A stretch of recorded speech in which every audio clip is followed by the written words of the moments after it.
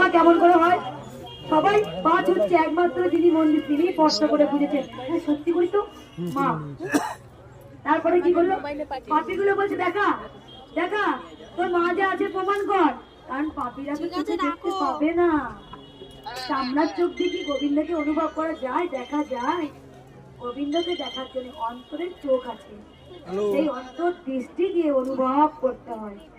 তাই যখন কমলাকান্ত যখন মায়ের পায়ে যখন ফুটালেন, খিলখিলি রক্ত বেরিল। ঠিক মা কেমন করে হয়? সবাই পাঁচ হচ্ছে একমাত্র যিনি মন্দির তিনি স্পষ্ট করে বুঝেছেন। হ্যাঁ সত্যি করি তো মা।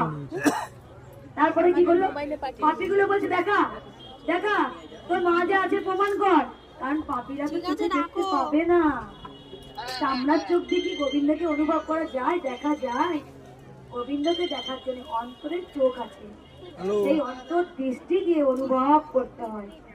তাই যখন কমলাকান্ত যখন মায়ের পায়ে যখন ফুটালেন, খিলখিলি রক্ত বেরিল।